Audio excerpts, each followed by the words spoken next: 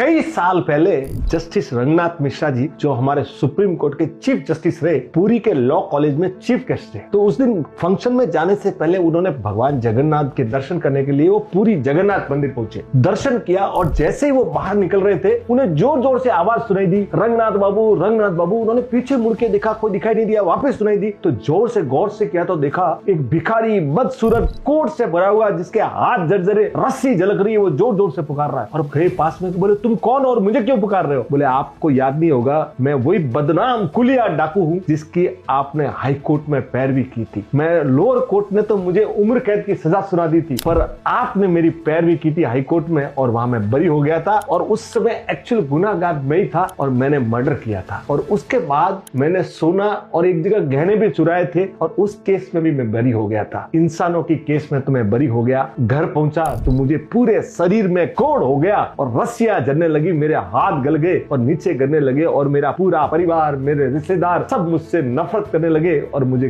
गांव से बाहर निकाल दिया। आज मैं पूरी जगन्नाथ मंदिर के बाहर बैठा बैठा भीख मांगता हूँ। कभी खाना मिलता है, कभी नहीं मिलता है। तब इंसानों से तो मैं आजाद हो गया और ऊपर जहां मैंने गुनाह किए थे वो सजा तो मुझे भुगतनी है। वो सुन के चौंक गए। मिश्रा जी ने एक 100 रुपए का नोट दिया और भारी मन से चुपचाप वहां से निकल गए। और उस दिन जो उन्होंने स्पीच में कहा ना, वो साथ लेके जाइएगा। उन्होंने सबसे बड़ी बात ये कही थी कि हम अपनी समझ से, हो सकता है कि हम जो समझ में आता है वो न्याय अन्याय यहाँ जरूर करते हैं कोर्ट में, पर ऊपर एक अदालत है, वहां समझ काम नहीं आती है। वहां जो भी गुनाहगार होता है उसको सजा जरूर मिलती है। तो हमारे एक मित्र, बड़े प्यारे मित्र है विशाल भाई सुहाना मसाला वाले, वो एक बात बड़ी जोरदार कहते हैं कि हमको कर्म फल तो भोगना पड़ता है, आज कल परसों। तो साहब कर्मों से बच के रहिए। Thank you sir.